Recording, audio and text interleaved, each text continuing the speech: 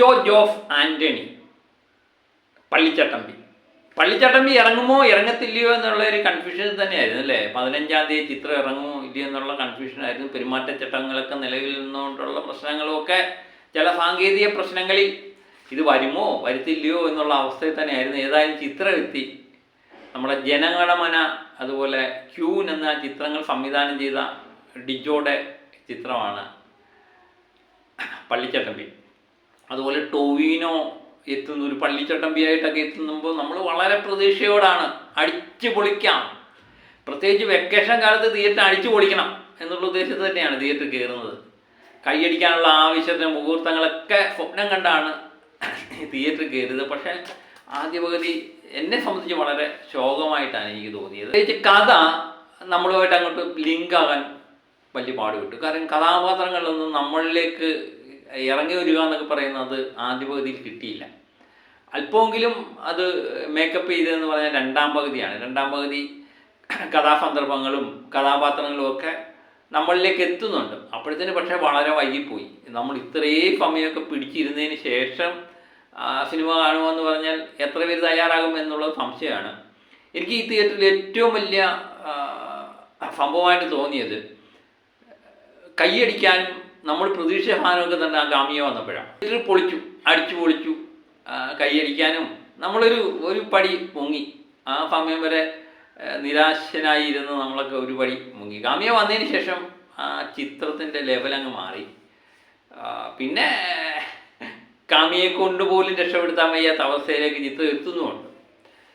അപ്പോൾ ആ ലെവലിലേക്ക് ചിത്രം മാറി. പിന്നെ പള്ളിച്ചട്ടമ്പി എന്ന് പറയുന്ന ടൊവിനോയുടെ കഥ 1950-60 കാലഘട്ടത്തിലെ ഒരു കഥ പറയുന്ന ചിത്രം തന്നെയാണ്. അത് നമുക്ക് അതിൻ്റെ ട്രെയിലറൊക്കെ കാണുമ്പോൾ കൃത്യമായിട്ട് മനസ്സിലാവും.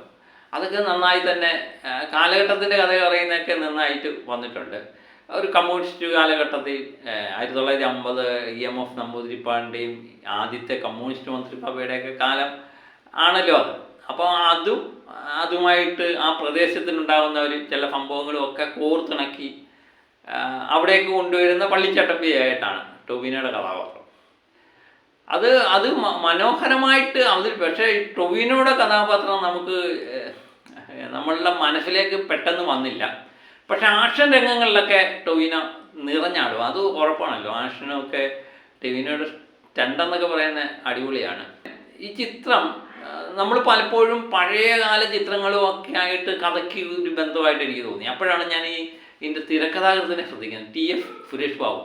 ഞാൻ പ്രതീക്ഷിക്കുന്ന തിരക്കഥാകൃത്താണെങ്കിൽ 1980 കാലഘട്ടത്തിലൊക്കെ എനിക്ക് തോന്നുന്നു നമ്മുടെ കിഴക്കൻ പത്രോഫ്, കോട്ടയം കുഞ്ഞച്ചനൊക്കെ അതിൻ്റെയൊക്കെ ആളായ TF സുരേഷ് ബാബു ആണോ എൻ്റെ തിരക്കഥാകൃത്തെന്ന് എനിക്കറിയില്ല. ഒരു പേര് തന്നെ പലർക്കും ഉണ്ടല്ലോ. പക്ഷേ TF സുരേഷ് ബാബു ആണെങ്കിൽ അതിൻ്റെ ഒരു മണം ഈ ചിത്രത്തിലും അടിക്കുന്നുണ്ട്. കാരണം അതേപോലുള്ള ഒരു ചട്ടമ്പിയും അതേപോലുള്ള കാലഘട്ടമൊക്കെ പറയുമ്പം നമുക്ക് പഴയ ഏതെങ്കിലുമൊക്കെ ചിത്രത്തിൽ ഈ കഥാപാത്രങ്ങൾ വന്നു പോയിട്ടുണ്ടോ, കഥാസന്ദർഭങ്ങളുണ്ടോ എന്ന് നമ്മൾ സംശയിച്ചാൽ അവരെ കുറ്റം പറയാൻ പറ്റത്തില്ല.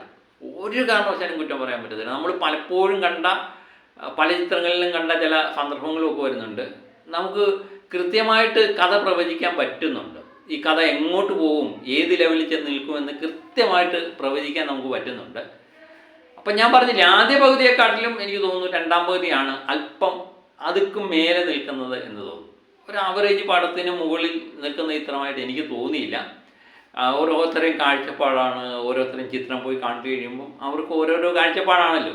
യാദു ലോഹർ ആണ് ചിത്രത്തിൻ്റെ നായകനും നായികയും തമ്മിലുള്ള അത് ഈ പല ചിത്രങ്ങളിലെ ചില ഫ്രെയിമുകളൊക്കെ കണ്ടു കഴിയുമ്പോൾ നമുക്ക് അത് ഭയങ്കര ലിങ്കായിട്ട് തോന്നി. പക്ഷേ ചിത്രം കണ്ടു കഴിഞ്ഞപ്പോൾ നായിക ഒരു വശത്ത്, നായികയ്ക്ക് എനിക്കൊന്ന് മലയാളം അറിയാൻ വയ്യാത്തതിൻ്റെയൊക്കെ ചില പ്രശ്നങ്ങൾ നേരിടുന്നുണ്ട് എന്ന് തോന്നുന്നു. അത്രമേൽ അങ്ങോട്ട് ലിങ്കായില്ല നായിക. അതുപോലെ വിജയരാഘവൻ, സാധാരണ ഇങ്ങനെ ചിത്രങ്ങളിലെ കഥാപാത്രമാണ്. സിദ്ദിഖ് വിജയരാഘവനൊക്കെ വരും. പക്ഷേ ഇതിനകത്ത് വിജയരാഘവനുണ്ട്, സുധീർ കലോനയുണ്ട്, ബാബുരാജുണ്ട്. ഇങ്ങനെയൊക്കെയുള്ള ആൾക്കാരും ഒക്കെയാണ് ഈ ചിത്രത്തിൽ സഹകരിച്ചിരിക്കുന്നത്. അവരുടെ കഥാപാത്രങ്ങളൊന്നും കുഴപ്പമായിട്ട് കാണുന്നില്ല.